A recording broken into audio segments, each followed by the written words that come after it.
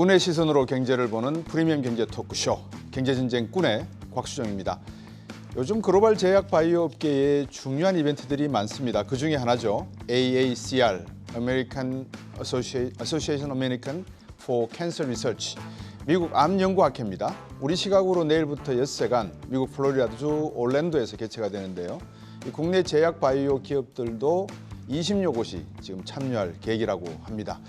차세대 항암 기술을 발표한다고 하는데 이번 AACR 외에도 여러 주목할 만한 이슈들이 생겨나면서 국내 제약 바이오 섹터에도 조금씩 훈풍이 불고 있습니다. 한때 BBIG로 불리며 이 배터리와 함께 국내 증시를 이끌었던 K바이오, 2020년의 기세를 되찾을 때가 드디어 온 걸까요? 그리고 K바이오를 제2의 반도체로 육성하겠다라고 하는 정부의 계획이 실현되려면 어떤 과제부터 해결을 해야 할까요? 이 세 분의 제약 바이오 전문꾼과 함께 말씀 나눠보겠습니다. 오늘도 힘차게 외치고 출발해 보겠습니다. 프리미엄 경제 토크쇼 경제전쟁 꾼! 페이스에서 한 번, 바디에서 또 한 번, 볼을 두 번 로딩해 멀리 정확히 쏜다. 메이저 챔피언들의 선택, 스릭슨 GX 마크 2. 지난달에 정부가 6대 첨단 산업을 육성하겠다라고 했죠. 그 중에 하나가 바로 이 바이오 산업입니다. 반도체 배터리 산업은 당연히 들어갈 것이고 이 바이오 산업도 포함을 시켰는데 그러다 보니까 업계의 기대감도 커졌고 여기에 관심 있는 투자자분들도 과연 미래가 어떻게 될지 궁금해하시는 것 같습니다. 두 번째 이슈는 셀트리온 창업주죠. 서정진 회장이 경영에 복귀했습니다. 셀트리온 그룹의 합병 여부도 상당한 관심을 지금 모으고 있는 것 같습니다. 앞에서 제가 말씀드렸습니다만 세 번째는 우리 시각으로 내일부터 개최되는 American Association for Cancer Research (AACR) 2023과 함께 이 셀트리온 그룹의 휴미라 바이오시밀러 FDA 승인 여부 등도 상당한 관심사가 되고 있습니다. 과연 이런 제약 바이오 산업의 영광이 2020년부터 시작됐는데 다시 돌아올 것인가 오늘 한번 짚어보도록 하겠습니다. 먼저 AACR, 미국 암학회죠. 연구학회가 어떤 행사를 하는 것이고 어떤 조직인지 한번 살펴볼까 싶습니다. 강하나 연구원님. 네, 일단 AACR은 지금 그 다음에 6월에 있는 아스코, 10월에 있는 에스모와 비슷하게 암학회입니다. 네. AACR만의 특장점이라고 한다면 초기 단계에 있는 파이프라인들이 많이 나와요. 그러니까 우리나라 기업들이 참여할 기회가 많은 거죠. 그렇기 때문에 그 3대 암학회 중에서도 우리나라 기업들이 가장 많이 참여하는 학회라고 봐주시면 될 것 같고, 그렇기 때문에 AACR에 항상 기업들이 가장 관심을 많이 받습니다. 3대 학회 중에서 가장 관심을 많이 받고 있고 1900년대 시작되어 지금 설립된 역사가 깊기 때문에 아무래도 관심을 많이 받을 수밖에 없는 상황이고요. 네. 초기 유효성을 찾기 위한 자리다 보니까 미팅을 시작할 수 있는 자리가 되기도 합니다. 네. 그렇기 때문에 이번 학회는 좀 고무적인 결과들을 확인해 볼 수 있는 학회가 아닌가 그렇게 보고 있습니다. 네. 우리 방금 강하나 연구원께서 설명을 주셨습니다만 정운택 원장님. 네.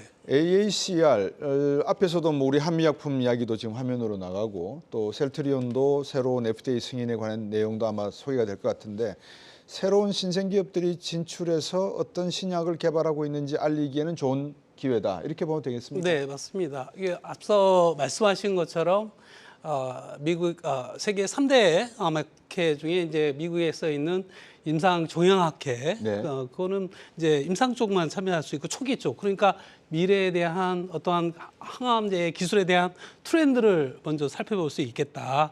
요즘 최근에 라이센스 딜 자체가 초기 쪽에 집중되거든요, 전임상 쪽에. 그래서 이제 우리 기업들이 이제 초기에 그 개발하는 파이프라인을 가지고 소개를 할 수 있기 때문에 어떤 기술 수출에 대한 그러한 어떠한 기대감 이런 부분이 굉장히 높을 것 같습니다. 특히 최근에 이제 희귀 질환을 중심으로 이제 카티라든가 ADC 그다음에 표적 항암제 이런 부분들이 대거 우리 기업들도 이제 상당 그 기술을 가지고 참여 예정인 것으로 알고 있습니다. 그래서 학회는 어쨌든 이런 중대한 그리고 또 유명한 저명한 그런 학회를 기반으로 우리 기술을 알릴 수 있는 좋은 기회다 이렇게 볼 수 있을 것 같습니다. 예, 이 정윤택 원장님이 설명을 주셨지만 강하나 연구원님, 다시 한번 제가 여쭤보면 아까도 저 한미 약품도 들어가고 셀트리온도 이야기가 나올 것 같은데 우리나라에 상당히 요즘 바이오 제약 업체들이 2020년을 이후로 해서 많이 등장을 했지 않습니까? 이런 기업들에게는 아마 이 AACR이 중요한 기회가 될 건데 어떻습니까? 어떤 기업들이 참여하고 어떤 내용들을 아마 PT를 할 건지 한번 말씀해 주시겠습니까? 일단 코로나19 이후로 아무래도 가장 큰 AACR 학회이기 때문에 더 많이 관심을 받을 수밖에 없는 것 같고요. 이제 라이선스 계약을 바로 할 수 있다라는 것보다는 이걸 계기로 미팅이 지속될 거다라고 생각을 해주시는 게 맞을 것 같고 네. 이제 내 파이프라인, 내 기술에 관심을 가져봐. 라는 목적인 거예요. 이제 우리나라 기업 중에서는 아까 앞에 나왔던 이제 한미약품이 대표적이긴 한데 이제 한미약품 같은 경우에는 한 7개의 초록을 보여주면서 네. 항암제 위주로 초기 단계의 파이프라인들을 보여주게 될 거고요. 지금 좀 관심을 많이 받고 있는 회사는 이제 루닛. 이 있습니다. 루닛 같은 경우에는 AI, 그러니까 루닛 스코프를 이용해서 AI를 기반으로 비소세포 폐암을 예측할 수 있는 데이터를 네. 이번에 오픈을 합니다. 그래서 루닛이 최근에 관심을 좀 많이 받고 있고요. 네. 그 외에도 이제 ST팜 같은 경우에도 세계 첫 경구용 대장암 치료제 데이터를 오픈하게 됩니다. 거기에 이제 뭐 에이비온 같은 경우에도 최근에 아무래도 표적 항암제에 대해서 병용 투여 관심도가 높아지다 보니 네. 에이비온도 이번에 오픈하는 데이터 한번 봐주시면 좋을 것 같고 그 외에 사실 너무나 많은 기업들이 나와서 제가 하나하나 말씀을 드릴 네. 수는 없지만 뭐 많이들 좋아하시는 ABL 바이오 같은 경우에도 이번에 참여를 하게 됩니다. 근데 이게 다 초기 임상 단계라서 지금 당장 이 데이터를 가지고 어떤 일이 일어날 거라고 기대해 보시는 것보다는 이 데이터를 봤을 때 내가 어느 정도 기대감을 가질 수 있겠구나, 미래에 대한 투자를 할 수 있겠구나 생각하시고 보시면 좋을 것 같습니다. 예. 엄민웅 연구원님. 이제 두 분께서 앞에 이제 AACR까지 설명을 해주셨는데 요약을 해주시고 어떤 기업들이 나가는지에 대해서도 요약을 해주셨습니다. 어떻습니까? 지금 시장에서의 반응은 AACR을 중심으로 해서 바이오 제약주가 어느 정도 좀 이렇게 움직이기 꿈틀거리는 시점이라 봐야 될까요? 어떻게 보십니까? 사실 지금 제약바이오 sek터 반등은 AACR에 대한 학회 기대감도 있었지만 네. 사실 3월부터 지금 4월 초까지 한 달 동안 네. 국내에 있는 상장된 여러 기업들이 임상 3상 결과에서 굉장히 좀 긍정적인 상태입니다. 일단은 지금 현재 뭐 3월 초에 셀트리온 서정진 회장의 복귀가 네. 바이오 섹터 전반적인 좀 관심을 다시 이끌어주는 이런 역할을 해주었다면 네. 이제 3월 초에 한올바이오파마라고 하는 국내 기업이 네. 이제 자가면역 질환 치료제로서 한 30조 원에서 40조 원 규모에 달하는 굉장히 좀 현재 핫한 FcRN이라고 하는 항체를 네. 이번에 전 세계에서 두 번째로 성공을 했습니다. 이 부분도 굉장히 좀 긍정적으로 볼 수가 있고요. 네. 하지만 이때 당시에는 감사 보고서 이슈 등이 있었기 때문에 바이오 섹터 전반적으로 좀 같이 올라가긴 어려웠던 상황이었는데 이제 국내에 있는 알테오젠과 레고캠바이오 같은 기업들이 네. 임상 3상을 진입하면서 파트너십을 맺었던 이제 회사들과 마일스톤을 수령하면서 전반적으로 좀 좋은 분위기를 보여주고 있다고 보고 있습니다. 마일스톤이 유입됐다는 의미는 어떤 의미를 갖고 있나요? 네, 일종의 성공 보수라고 보시면 되겠습니다. 그래서 이제 약을 개발함에 있어서 임상 1상, 2상, 3상 허가 그리고 판매돼서 이제 네. 로열티를 받는 구조까지 이어지게 되는데요. 지금 알테오젠과 레고캠바이오는 4월 3일 날 동시에 이제 본인들이 진행하던 파이프라인에서 임상 3상 첫 환자 투약을 찌르고 네. 이제 파트너사로부터 성공 부수를 일정 받게 되었습니다. 그렇군요. 앞에서 또 한올바이오 파마 네. 말씀을 주셨는데 이게 지금 중국 쪽에 임상 실험 신청을 해놨나요? 네. 임상 3상 결과는 아직 구체적으로 발표되진 않았지만 네. 이번에 FcRN 항체에 대한 중국 임상 3상이 성공적으로 발표가 됐고 일단 예상하기로는 올해 하반기 한 6월쯤 네. 중국 쪽에 허가 신청이 들어갈 걸로 보고 있습니다. 네. 그래서 혁신의약품으로 지정이 되면 보통 이제 검토 기간이 8개월 정도 되기 때문에 24년 2월에서 3월 정도 허가를 받게 되면 네. 한올바이파마는 이제 매출이 발생하는 바이오텍이 되는 겁니다. 그렇군요. 지금 말씀 주신 내용을 쭉 보니까 주로 이제 항암 치료제 또 면역 치료제 맞습니다. 그다음에 하나가 지금 75년부터인가요? 제가 듣기로는 이제 비만 치료제 있잖아요. 맞습니다. 이 시장이 지금 엄청나다고 제가 들었어요. 보통 한 10억 명 이상이 지금 비만인데 그 중에서 한 6억 5천만 명이 성인이고 또 한 3억 4천만 명이 청소년, 어린이가 한 그래도 또 한 3천만 정도 되는 모양이에요. 그러니까 이제 위고비라고 하는 회사, 월스트리트저널에 나온 이슈였는데 위고비라고 하는 회사가 비만 치료제에 어떤 상당히 성공적인 기대감을 갖게 하는 바람에 방금 말씀 주신 항암 치료제, 자가 면역에다가 이제 비만까지 더해진다면 어쩌면 바이오 제약 산업의 획기적인 어떤 내용이 네. 나올 수 있지 않을까 하는 그런 기대감도 없지 않아 있는 것 같아요. 맞습니다. 지금 노보노디스크에서 개발했던 비만 치료제, 네. 이제 위고비하고 오젬픽 이런 제품들하고 또 이제 일라이릴리에서 개발한 마운자로 같은 비만 치료제가 지금 전 세계적으로 품절 사태가 일어난 상황이기 네. 때문에 이게 지금 2028년까지 예상 매출액이 한 380억 달러 정도 됩니다. 한화로는 이제 50조 원에 육박하는 그러네요. 시장이거든요. 그래서 결과적으로는 국내에서 이 넘쳐나는 수요에 대해서 생산 시설 또한 지금 필요할 거라고 보고 있고, 얼마 전에 한미약품에서 이제 CMO 사업을 이제 확장하겠다라는 얘기를 하면서 아직 확정된 것은 없지만 네. 국내에서 이제 요 비만 치료제를 이제 CMO 수주를 받을 수 있지 않을까 이런 기대감도 좀 있는 상태입니다. 우리가 비만 제약 바이오 이야기를 하면서 이제 임상 이야기를 그냥 이렇게 훅 흘려가면서 이야기를 하는데 사실 FDA 승인이나 CDC 승인 치료의 어떤 적용 이런 거를 받기 위해서는 임상을 반드시 통과해야 된다. 그리고 임상 1상, 2상, 3상 과정에서 3상이 제일 까다롭고 어렵다. 이런 이야기를 많이 들었거든요. 어떻습니까? 임상 실험의 결과가 제약 바이오 산업에 어느 정도의 그 비중을 차지하고 있는지, 그리고 전체 비용 중에서 어느 정도 좀 비중을 차지하고 있는지 대충 한번 짚어볼 수 있을까요? 신약을 개발했다고 해서 이걸 바이오 투약은 못하지 않습니까? 그죠? 임상을 거쳐야 되는 건데 1상이 요구하는 것, 2상이 요구하는 것, 3상이 저희들이 미리 준비는 안 했습니다만 네. 혹시 아시면은 러프하게라도 1상은 뭘 위한 거다, 2상은 뭘 위한 거다, 3상은 뭘 위한 거다 이렇게 한번 설명해 주시면 좋을 것 같아서. 사실 예, 강하나 임상 연구원님. 1상은 안정성을 중점으로 하는 임상 단계라고 보시면 될 것 같고 네.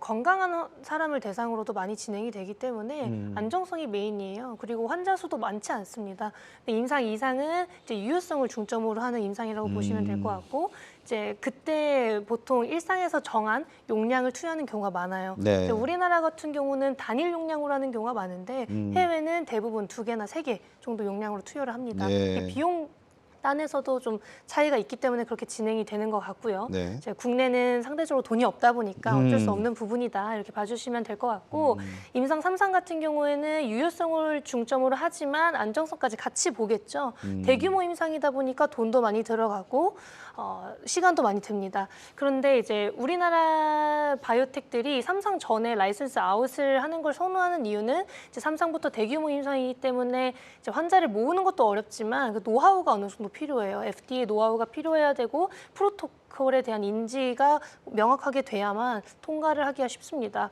중국 같은 경우에는 더 까다롭고요. 그래서 그런 걸 고려했을 때 각 나라마다 그 노하우가 있으니까 3상 전에는 최대한 라이선스 아웃하는 걸 모두 이제 이상적이라고 생각을 하는 것이고 네. 3상보다는 사실 2상이 더 성공률이 낮습니다. 그래서 아무래도 유효성을 처음 판단하는 단계라서 그렇다라고 봐주시면 될 것 같고 그냥 이제 2상에서 3상 사이가 가장 까다롭기 때문에 그때 이제 주가 변동폭도 조금 더 커요. 그래서 이런 걸 다 고려하시고 임상 단계가 굉장히 길다는 점 그리고 1상부터 3상까지 들어가는 비용이 아무래도 후보 물질 단계나 이제 출시 이후 단계보다 훨씬 많이 들어갈 수밖에 없습니다. 네. 그래서 그냥 비용 단에서 임상 단계가 굉장히 돈이 많이 들어가고 3상이 제일 많이 들어간다 이렇게 생각을 하시면 될 것 같고 요즘에는 후보 물질 단계에서는 AI도 많이 적용하고 해서 후보 물질을 탐색하는 단계 자체를 시간을 줄이거나 비용 자체도 많이 줄이기도 해요.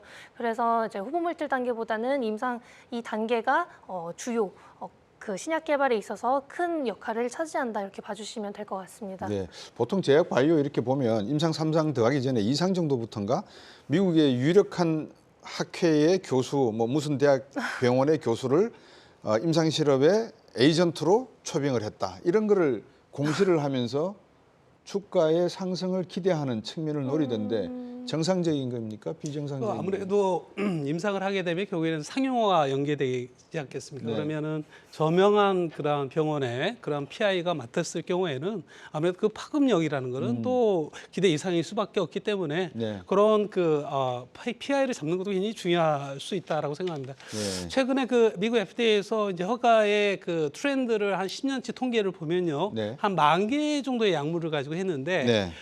이게 초기 쪽에는 굉장히 그 성공률이 좀 떨어지는, 그러니까 1상과 2상은 떨어지는데 3상과 허가 단계는 굉장히 좀 올라가는 수치로 보였습니다.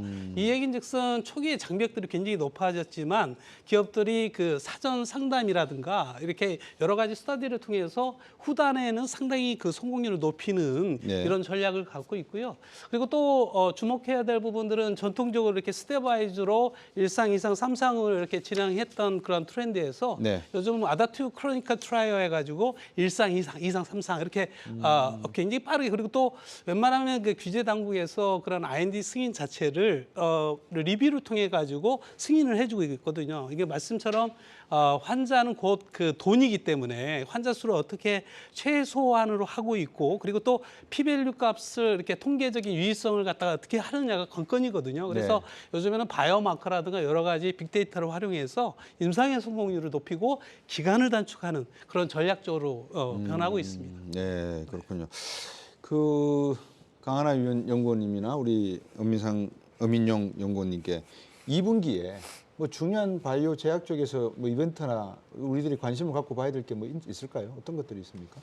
뭐 사실 마이크로바이옴 정부 정책 나오면서 이제 마이크로바이옴도 최근에 관심을 엄청 많이 받고 있습니다. 네. 근데 아무래도 세레스 테라피틱스에서 최초 경구용 마이크로바이옴 치료제를 이번에 보여주게 돼요. 그래서 네. 승인 여부가 나오기 때문에 2분기에 그 부분에 대해서 좀 많이 관심을 갖고 계신데 사실 이게 두 번째 마이크로바이옴 치료제예요. 네. 작년 12월에 페링 제약에서 마이크로바이옴 치료제가 하나 나왔는데 그건 이제 또 항문으로 약을 넣는 방식이라서 선호도가 조금 낮습니다. 그래서 네. 이번은 경구용이라서 선호도가 높을 거라고 생각을 하고 있는 거고, 아무래도 이런 방식이어야만 약이 좀 상용화되기 좋기 때문에 마이크로바이옴의 가능성을 조금 열어주는 그런 이벤트라고 봐주시면 될 것 같고요. 이제 관련해서 지노맨 컴퍼니라는 국내 마이크로바이옴 치료제 개발 기업도 2분기에 GN001이라는 마이크로바이옴 항암제 위암 대상 임상 2상 중간 결과를 발표합니다. 그래서 이게 관련되어 있는 이슈이기 때문에 두 개를 좀 연결해서 봐주시면 좋을 것 같고요. 이제 추가적으로 제가 최근에 작성한 해외 기업인데 사렙타 테라피틱스라고 네. 뒤센 근위 영양증 치료제예요. 근데 이게 원래는 FDA에서도 엄청 우호적으로 나와서 이거 무조건 가속 승인 된다였는데 어제 나온 뉴스를 보니까 좀 리젝트하는 쪽으로 마음을 기울이고 있다 이런 갑자기? 뉴스가 나왔어요. 그래서 뭐 아직까지 결과가 나온 건 아니지만 원래는 이제 5월 29일에 승인 결과가 나옵니다. 그리고 그 전에 이제 FDA에서 의견을 나누는 이벤트가 또 있어요. 근데 어쨌든 5월 12일에 유전자 치료제 가속 승인을 담당하고 있는 피터 막스라는 사람이 관련해서 발표를 해준다고 하니까 그 부분 염두에 두시면 좋을 것 같습니다. 네. 마이크로바이옴이 뭐길래 저렇게 돼 있는데 마이크로바이옴이 뭐 어떤 치료제입니까? 제약입니까? 일반적으로 드시던 건강기능식품으로만 알려졌던 유산균이라고 보시면 되겠습니다. 유산균? 네. 유산균을 해줬으면 금방 알아들었을 건데. 근데 이게 사실 그냥 유산균이라고 하기보다는 조금 더 기능이 있는 유산균이라고 네. 생각을 해주시면 될 것 같아요. 그렇군요. 다양한 기능, 뭐 거기에다가 면역이나 치료의 기능까지도 같이 포함되어 있는 그런 내용이다. 그런 균이다 이렇게 그런 봐주시면 균이다. 됩니다. 예. 우리 엄민영 연구원께서 뭐 추가적으로 하실 말씀이? 네, 저도 오늘 제가 보고서를 또 발간을 했었는데 네. 이제 2분기에 제약바이오 섹터를 좀 눈여겨서 보시길 바라는 의미에서 좀 이제 보고서를 작성을 했습니다. 네. 그 내용 안에서 좀 중요했던 것들은 앞서 말씀드렸던 것처럼 국내 기업들이 3월과 4월에 이제 임상 3상에서 좋은 진척을 보였던 점, 이런 것들 때문에 이제 주가가 전반적으로 좀 상승을 했었다는 부분이고, 이제 더 중요한 것은 앞으로 더 있을 것인가예요. 왜냐하면 지금 아직 미국에 있는 바이오들은 좀 크게 상승되지 못하고 있었던 상황이기 때문에 국내 바이오장만 움직이는 것에서 좀 의아하신 분들이 있었거든요. 근데 2분기에는 이제 4월 달에 한 2개 정도 제품, 그리고 5월에 한 3개 정도 제품, 그리고 6월, 7월에 계속적으로 바이오텍과 글로벌 빅파마에서 네. 이제 20억에서 30억 달러 수준의 이제 매출을 보일 걸로 보이는 제품들을 출시합니다. 그래서 네. 이제 4월 25일에는 아이오니스라고 하는 기업에서 루게릭병 치료제 토펄센을 이제 허가받을 수 있을 걸로 보고 있고, 네. 방금 이제 유산균이라고 말씀드렸던 세레스 테라피틱스의 마이크로바이옴 치료제 같은 경우 4월 26일에 네. 이제 승인을 받을 것으로 보이고 있고요. 그리고 인류 최초로 이제 또 호흡기 세포 융합 바이러스 백신이라는 것이 네. 5월 3일에 파이자와 GSK에서 이제 승인을 받을 수 있을 걸로 보고 있습니다. 이 제품 같은 경우에는 지금 전 세계 28년 예상 매출이 이제 거의 30억 달러 이상을 나올 걸로 보고 있고, 방금 이제 강하나 위원이 말씀 주셨던 사렙타의 뒷생근이 영양증 치료제도 5월 29일에 네. 이제 결정이 되고요. 그다음에 6월 27일에는 리제네론에서 이 안구 안쪽에 혈관이 많이 형성돼서 실명이 되는 질환이 이제 황반변성 치료제에 대한 네. 고농도 제형 제품이 또 출시될 예정입니다. 네. 참 이 기술이 발전되다 보니까 이제 바이오 제약 기술까지 발전이 되고 하는데, 우리 정은택 원장님 네. 어떻습니까? 우리나라에서도 정부가 6대 핵심 산업의 지정을 바이오를 뒀고, 이 핵심 산업이라고 했다는 의미는 세계 시장이 넓다, 크다 이 말 아니겠습니까? 그렇습니다. 규모가 어느 정도 되고 우리나라는 또 어떻게 되는 겁니까? 뭐 전 세계적으로 인구 고령화 빼놓을 수 없겠죠. 그렇죠. 그러면은 이제 질병에서 자유롭지를 못합니다. 네. 그래서 시장 자체가 지금 현재 뭐 1,900조 정도 형성을 하고 있거든요. 1,900조 원요. 예. 뭐 수치적으로 볼 때 시장으로 보면 반도체보다 한 2.6배 정도 크다 이렇게 얘기를 하고 있습니다. 네. 뭐 앞으로도 뭐 그 시장을 계속해서 늘어날 수밖에 없는 그런 상황이고요. 특히 이제 바이오 약품이 아주 가파른 성장을 보이고 있습니다. 그중에 이제 600조 정도 되고 있는데, 네. 뭐 그런 부분들은 아무래도 이제 고부가가치인 바이오 약품을 중심으로 성장을 견인하고 있다 이렇게 볼 수 있을 것 같습니다. 네. 그래서 이제 반도체에 비교는 해서 제 반도체라는데 이제 우리가 시장 자체로 볼 때는 우리가 그 어떤 파급력 뭐 이런 측면에서 굉장히 무궁무진할 수밖에 없다. 네. 특히 우리가 코로나19 때 어떻습니까? 이 백신이나 치료제가 없으면 타 산업의 경제 활동을 할 수가 없어요. 소위 경제 안보라는 이슈를 빼놓을 수가 없거든요. 네. 그래서 이런 정도로 이제 국가적인 측면에서 그런 안보와 직결된 인식을 갖게 됐다. 특히 뭐 화이자와 모더나 사례를 보게 되면 이게 하나의 국가로서의 그런 백신을 통해서 어떤 국격을 향상하고 그리고 또 국부를 창출할 수 있는 아주 원동력이 됐던 사례인 것 같습니다. 네. 앞으로도 뭐 이런 기조는 쭉 갈 거고요. 그리고 미국이나 유럽이나 모두 그러한 그 어떤 뭐 자동차, 반도체와 함께 이 바이오 헬스를 중점 주력 산업으로 키우고 어떤 첨단 과학, 첨단 기술을 리딩하고 기술적 패권을 잡으려고 노력을 하고 있습니다. 네. 엄명희 연구원님, 지금 정은택 원장님 말씀 듣고 보면 뭐 이런 말씀드려서 어떨지 모르는데, 정부가 야심찬 계획을 세우는 거는 뭐 누구나도 세울 수 있을 것 같아요. 문제는 실력이 있나니 진짜 해볼 수 있겠나 이 이야기거든요. 네. 특히 우리나라를 갖다 6대 바이오 제약 강국으로 도약시키겠다. 정말 이거는 제가 생각해도 야심찬 것 같아요. 가능할까요? 두 번째 질문은 우리나라 현 주소가 어디에 있습니까?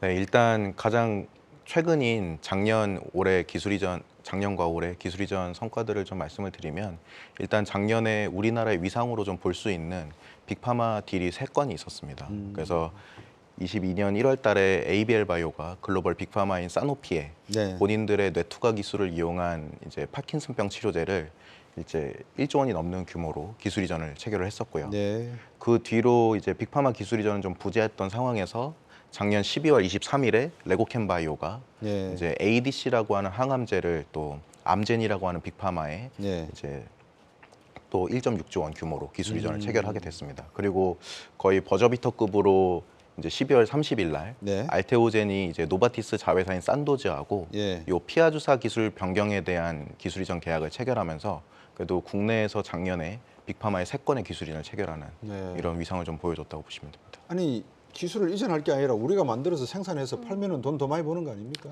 네, 그렇게 다들 보시지만 사실 거기엔 좀 중요한 부분이 있습니다. 이제 우리나라에서 만약에 유한양이나 한미약품이 엄청 좋은 약을 개발했다고 가정했을 때 이 네. 약물을 들고 그대로 미국 의사한테 가면 처방이 안 됩니다.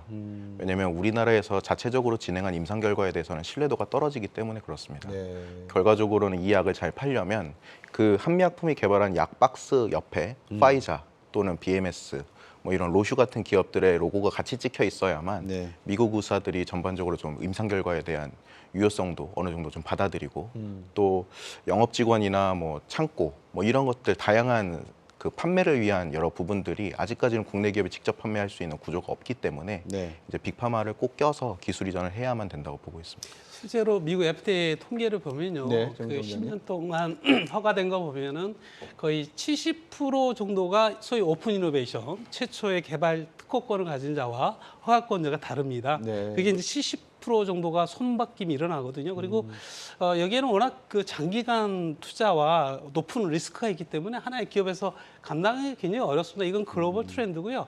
뭐 비슷한 모델이라고 우리가 좀 고민해 볼 수 있는 게 일본 기업들인 것 같습니다. 일본만 하더라도 50대 제약기업이 6, 7개 정도 포진돼 있거든요. 네. 그들도 초기에는 이렇게 글로벌 기업과의 협력, 얼라이언스를 통해서 이렇게 쭉 그 발전을 해왔거든요. 뭐 이런 부분들이 우리 기업들한테도 아주 중요한 전략이지 않을까 이렇게 생각합니다. 예. 강하나 연구원님. 지금 말씀을 듣고 보면 우리도 어느 정도 잠재력은 있는 것 같고 기술력도 있는 것 같은데 결국은 시장을 장악할 수 있는 글로벌 시장을 장악할 수 있는 빅파마가 없다는 거 아니겠어요? 그렇죠?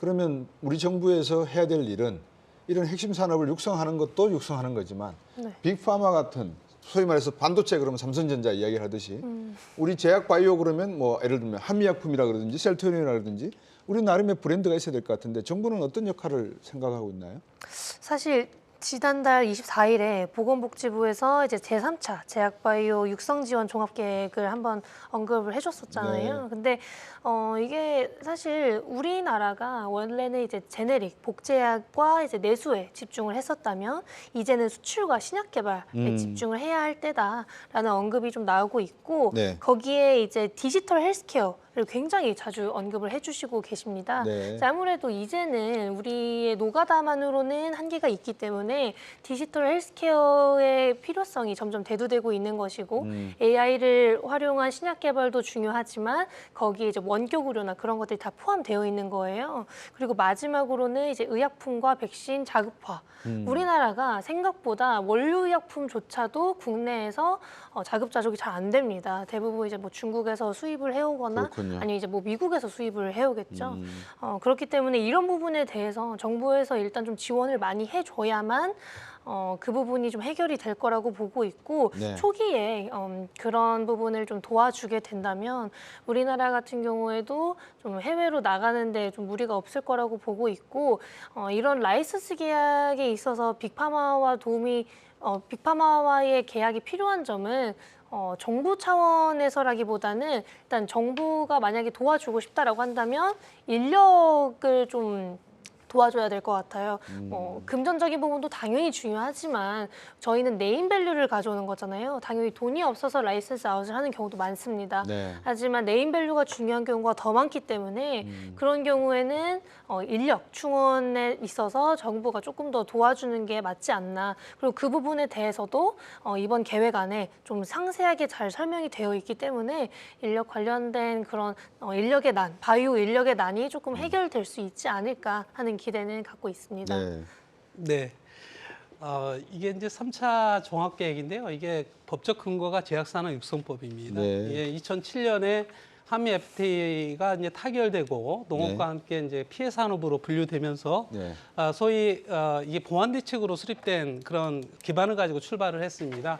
그러다 보니까 이제 미래는 이제 제약 바이오가 아주 유망하구나. 그래서 2011년에 이제 법제화가 됐고요. 2012년서부터 5개년 종합계획이 수립돼서 10년이 흘렀습니다.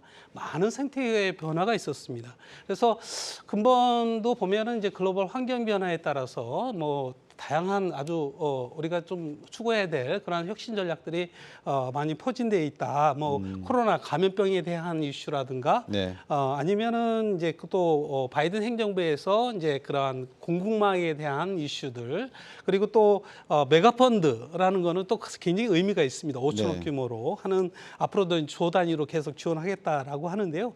뭐 이런 부분들이 아무래도 이제 굉장히 그 앞으로 이제 10년이 지나서 이제 앞으로 15년을 이제 가는 길에 아주 중요한 그러한 어떤 정부의 정책 방향이다 이렇게 볼 수 있을 것 같고요. 네. 이제 다만 이제 실행 계획을 이제 매년 또 수립을 합니다. 그래서 중점 과제로 이제 추진을 하는데 조금 더 좀 아쉽고 또 추가를 해야 될 부분이 첫 번째는 제가 볼 때는 기본적으로 이제 기업들이 자발적으로 R&D 투자할 수 있게끔 동기를 부여해야 된다. 네. 뭐 이런 측면에서 R&D의 어떤 투자, 정부 투자라는 거는 세수의 한계가 있기 때문에 네. 물론 조세 특례도 뭐 세수의 한계는 있습니다. 기업들이 지금 현재 글로벌을 지향을 하고 있고 특히 이제 미국 일상, 삼상은 조세 감면을 해주고 있거든요. 일상이 가장 필요한 부분입니다. 그게 좀 고민이 돼야 될 것 같고요. 그리고 2009년에 일몰된 이제 조세 특례 제한법 중에 네. 우리 기업들이 기술 수출을 하게 되면은 특례를 또 받을 수 있었는데 네. 일몰이 됐습니다. 그래서 이걸 좀 부활을 시켜서 지금의 이제 기술 수출에 대한 훈풍을 좀 기업들이 이제 동기부여를 좀 해주는 게 바람직하지 않을까 이런 생각이고요. 네. 마지막으로 이제 그 IPO에 대한 자금에 대한 선순환적 구조를 만들어야 되는데 굉장히 기술 특례 자체가 굉장히 위축되어 있습니다. 그래서 자본의 흐름에 대한 고민들을 좀 연계할 수 있는 방안도 시행 계획을 이제 매년 짤 때 그때 부분에 좀 중점적으로 좀 고민할 필요성이 있지 않을까 뭐 이런 생각이 듭니다. 제가 세 분께 모든 대화를 한번 열어놓고 말씀을 좀 나누고 싶은 게 이제 그런 게 있습니다. 소위 우리가 이제 블록버스터 신약, 네. 영화도 이제 대작을 블록버스터 영화를 하잖아요. 그러면 한미약품 같은 경우에 제 기억이 정확한지는 모르겠습니다만 한 2012년 이후에 이게 주가가 60만 원대인가요? 80만 원대까지 갔었나요? 60만 원대까지 한번 치솟은 적이 있습니다. 2015년입니다. 15년 이 대규모 기술 수출. 예, 기술 수출이 있었던 그런 시절인데 그 뒤로는 지금까지 잠잠했다가 네. 최근에 다시 어느 정도 30만 원대로 반등하는 이런 모습을 보이는데 자, 블록버스터급 제약 바이오 신약이 만약에 나왔다. 이게 시장 규모는 어느 정도가 될 것이고 이거를 앞으로 개발할 수 있는 트렌드는 어떤 방향으로 가져가야 될지 요걸 한번 말씀해 주시겠습니까? 네, 블랙버스터라는 상당히 의미가 있습니다. 소위 뭐 $1 빌리언 정도 전 세계에서 파는 품목을 이제 블랙버스터라고 하는데요. 네. 이 블랙버스터는 아무나 못합니다. 소위 50대 클럽이 들은 기업들이 이제 주도를 합니다. 네. 물론 이제 블랙버스터를 내면 당연히 50대 클럽에 드는 거죠. 매출액 한 4조 원 정도가 되는 부분이거든요. 네. 그래서 이 우리나라는 지금 뭐 삼성 바이오로직스가 한 매출액 3조 원 정도 이제 달성을 목표를 거의 예. 다 다다랐고 그렇지만 앞으로도 이제 갭이라는 건 상당히 있지 않습니까? 이제 그래서 우리가 50대 제약 기업들이 이제 세계를 리딩을 합니다. 거의 뭐 한 60% 이상을 장악을 하고 있거든요. 네. 그래서 그런 의미에서 우리나라가 이제 성공 모델이 필요하다. 삼성전자와 같은 성공 모델이 반드시 좀 필요하다.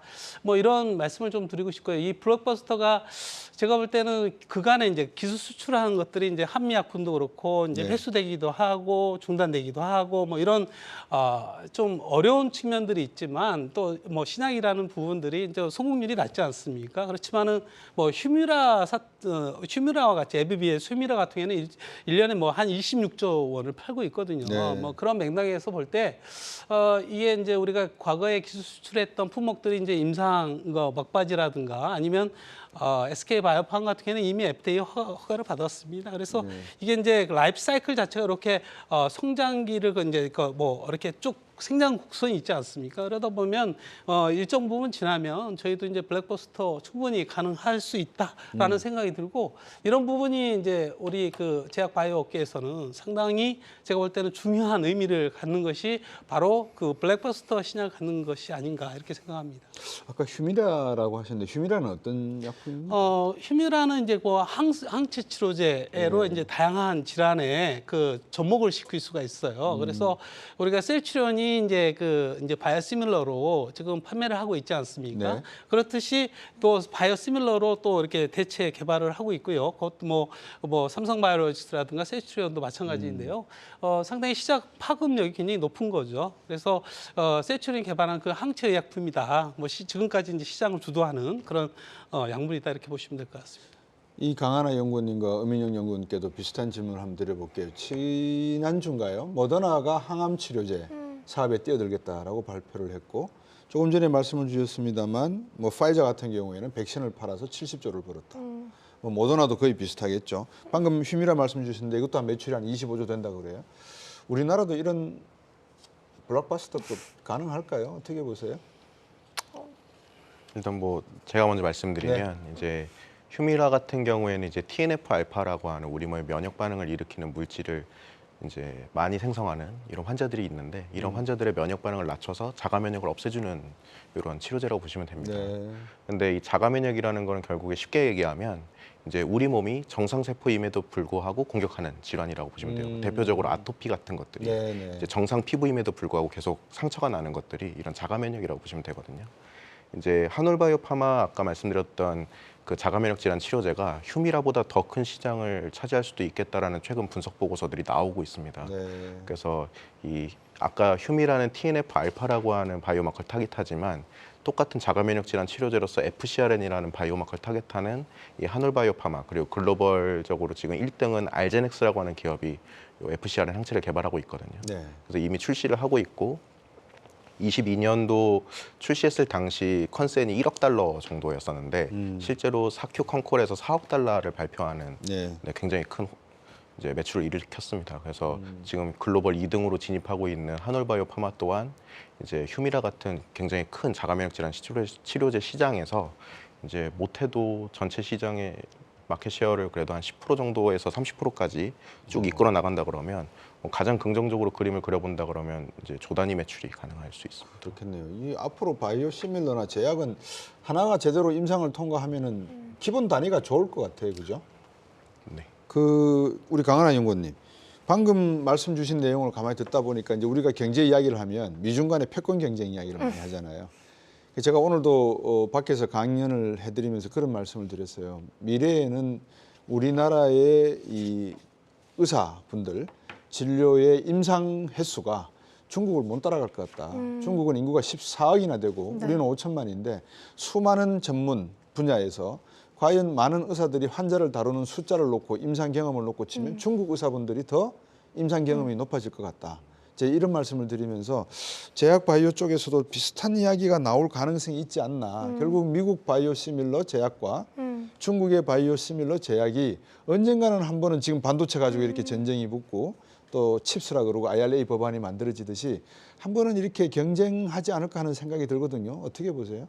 사실 이미 논문 같은 것들도 그렇고 임상 데이터에서도 보이는데 중국 쪽이 우리나라보다 조금 더 앞서고 있습니다. 이미. 네. 그리고 근데 이제 아직까지는 미국이 중국을 좀 많이 경계하다 보니까 중국 데이터는 좀 인정을 안 해주는 경우가 많아요. 그런 것 때문에 중국이 조금 더딘 거지. 중국은 뭐 임상 환자 모으는 것도 수월하고 사실 우리나라랑 다르게 좀 그런 좀 윤리학적인 부분에 있어서 좀 자유롭다 보니까 네. 쥐 실험이나 이런 부분도 확실히 좀 수월합니다. 그렇기 때문에 그런 임상단에서는 아무래도 중국이 더 유리할 수밖에 없고 관련 논문도 더 잘 나올 수밖에 없다. 지금은 우리가 특허나 이제 관련 기술로 앞서 나가고 있지만 네. 임상 데이터는 중국을 이길 수는 없을 거라고 보고 있어요. 저희는 만드는 걸 잘하고 창의성이 뛰어나기 때문에 그런 부분을 좀 타겟하고 잘 해야 되는 거지. 그런 임상단에서는 뭐 경쟁할 건 아니라고 보고 있고요. 이제 바이오시밀러 같은 경우에는 신약이 있고 그걸 따라서 만드는 약이기 때문에 어차피 그렇죠. 한계가 있어요. 중국이랑 저희가 경쟁을 하는 구도는 아닐 것이고 저희와 미국의 구도, 중국과 미국의 구도겠죠. 근데 아무래도 바이오시밀러는 하는 업체들이 많진 않습니다. 네. 결국에는 신약 개발이 아니라 기존에 있는 약을 똑같이 만드는 것이기 때문에 네. 모든 빅파마들이 뭐 하지도 않고요. 대부분의 빅파마들은 하지 않습니다. 그렇기 때문에 뭐 중국과의 그런 패권 경쟁이 있어서 바이오시밀러는 논외고 신약 개발은 나중에 조금 그런 경쟁이 치열해지지 않을까. 바이오시밀러는 이미 셀트리온과 삼성바이오에피스가 좀 네임밸류를 많이 쌓아놨기 때문에 네. 이번 휴미라 바이오시밀러 시장도 7월 1일부터 미국에서 특허 만료가 되면서 열리거든요. 그 부분에 대해서는 이제 우리나라가 당연히 우위에 있다 이렇게 봐주시면 될 것 같습니다. 네. 우리나라가 이 한미 FTA를 할 때 의약품 제네릭 의약품에 대한 특허 기간을 놓고 선결 요건으로 우리가 추가 한번 특허 연계. 한번 이야기가 나눈 적이 있었는데 혹시 정원택 원장님 생각하시기에 우리나라 기업 중에서 좀 주목해야 될 기업 네. 또 뭐 이런 시장 상황 한번 네. 짚어주실 수 있을까요? 뭐 제가 뭐 특정 기업을 언급하는 건 적절하지 않고요. 네. 제가 볼 때는 이제 그 트렌드 정도 네. 앞서 비만 치료제, 비만 부분에도 말씀을 좀 하셨지만은 우선은 뭐 가장 주목을 받는 게 이제 어쨌든 암 질환이죠. 네. 거기 암 같은 경우에는 R&D 투자가 가장 많이 일어나고 그 다음에 파이프라인도 가장 많고요. 그 다음에 IPO도 가장 많이 하고 있습니다. 뭐 작년 같은 경우에 뭐 최근이도 뭐 글로벌 측면에서 굉장히 높은 그런 규모로 밸류인 기업들이 IPO를 보면은 10개 중에 7개가 암 질환 쪽에 특화된 네. 기업들을 합니다. 그래서 암은 뭐 어쨌든 간에 이렇게 어떤 질환에 비해서 가장 파급력이 크다 이렇게 볼 수가 있을 것 같고요. 그다음에 이제 치매 치료제라는 부분들, 그리고 또 이 비만 치료제와 함께 같이 메커니즘적으로 연동이 되는지 당뇨도 상당히 유망한 그렇죠. 그런 질환으로 네. 분류가 되고 있습니다. 그래서 지금 현재 우리나라의 그런 지금까지 이제 견인했던 부분들은 이제 신약이 이제 블랙버스터로 직접 매출까지 연결되는 부분은 없지만 이제 기술 수출이라는 부분들이 굉장히 이제 주목을 받고 있습니다. 2014년에 네. 2021년이죠. 21년에 14조 원 정도의 기술 수출을 했습니다. 그리고 그 2022년에 전 세계적인 자금의 유동성 그 어려운 측면 영향을 받아서 그런지 작년에는 좀 주춤을 했어요. 네. 하지만 올해는 또 다른 양상을 보이고 있습니다. 이제 1분기만 하더라도 기술 수출이 8건 한 2조 원 정도를 하고 있는데요. 그 수치는 2014년보다 아마도 제가 볼 때는 올해는 더 이제 원래 딜을 하려면 4, 4분기에 인사철이지 않습니까? 네. 그러다 보니까 집중적으로 4, 4분기에 몰리거든요, 기술 수출이. 그래서 올해는 그보다 큰 높은 수치에 그런 기술 수출이 이루어지지 않을까라는 생각이 들어요. 그런 네. 맥락에서 보면 결국에는 이제 이게 마일스톤까지 포함해서 업프론트 피 이제 계약금까지 포함하면 조 단위가 기본이거든요. 그 약물은 결국에는 조 정도로 이상을 팔 것이다라고 예측을 했기 때문에 그게 이제 블록버스터 가능성이 높은 그런 그 의약품 후보 물질이다 이렇게 볼 수가 있을 것 같아요. 그래서 그런 맥락을 볼 때 이제 우리 투자자라든가 이런 측면에서 볼 때는 이렇게 이제 그 빅딜을 성공을 해내는 그런 기업들이 아무래도 그 미래의 잠재 가치는 크지 않을까 뭐 이런 생각을 가질 수가 있을 것 같습니다. 빅딜 또는 인수합병이 앞으로 이제 상당히 열기를 띨 것 같은 느낌이 드는데 엄혜영 연구원님, 국내의 주요 바이오 이런 기업들 있잖아요. 네. 미국에 그러니까 이런 거죠. IRA 법안이 통과가 되니까 우리나라 기업들이 배터리 공장 세우겠다, 반도체 공장 세우겠다 하듯이 네, 맞습니다. 제약 바이오도 혹시 또 미국 쪽으로 투자하고 뭐 이런 공장을 세워야 되는 그런 경우가 없나요? 네, 이 부분은 사실 크게 지금까지 뭐 시장에 영향을 주긴 어렵다라고 보고 있습니다. 네. 일반적으로 지금 뭐 삼성바이오로직스가 빅파마에 있는 이제 다양한 바이오 의약품들을 이제 국내에서 생산하고 있고, 이 부분은 사실 기존의 배터리 사업부나 이런 것들에 대해서는 좀 차이점이 있습니다. 뭐가 네. 가장 가장 큰 차이점이냐면 FDA는 생산 시설이 변경될 경우 거의 허가를 다시 받는 수준의 자료를 요구하기 때문에 지금 삼성바이오로직스가 대부분 생산하고 있는 제품들이 항암제나 네. 인간의 생명과 직결된 이런 의약품들을 개발하고 이제 생산해주고 있기 때문에 네. 이거를 단순히 IRA법으로 이제 접근해서 생산 시설이 바로 미국으로 옮겨질 것이다라고 하는 부분도 사실 좀 앞뒤가 안 맞는 이런 얘기고요. 또 바이든 정부 같은 경우 약가 인하를 계속적으로 얘기하고 있긴 하지만 네. 지금 삼성바이오로직스가 만약에 미국에 공장을 새로 지어서 거기서 이제 미국인들이 실제로 거기에 취업해서 인건비를 주게 된다 그러면 사실 지금보다 더 낮은 약가를 기대하기는 좀 어렵다고 보고 있습니다. 그렇죠. 아무래도 이제 미국 공장을 짓게 되면 뭐 여러 가지 비용이 많이 들고 또 비쌀 거는 분명한 것 같은데, 그래도 지금 앞에서도 저희들이 서두에 말씀을 나눴습니다만 바이오 제약 산업에 훈풍이 불고 있는 건 아닌가, 또 다른 하나의 부흥을 예상해 볼 수 있을까, 이런 생각들을 많이들 하세요. 어떻게 보시나요, 우리 강하나 연구원님? 뭐 이게 뭐 미국 관련된 거는 아니지만 우리나라 같은 경우에 이런 원료의약품 자국 내 생산이나 이런 것들이 아직까지는 뭐 회사랑 직결되고 있진 않아요. 네. 그런데 우리나라 기업들 중에서 이제 바이오 소부장을 개발하는 기업들에 대해서 가치가 좀 높아질 수 있다. 그런 것들이 또 우리나라 바이오에 좋은 영향을 줄 수 있거든요. 그래서 바이오 소부장 기업들이 이제 이제 바이오 리액터 개발하는 뭐 마이크로 디지털이 네. 있고요. 이제 바이오에 있어서 제일 중요한 세포 배양 배지 개발하는 아미코젠 이렇게 두 가지 정도가 있습니다.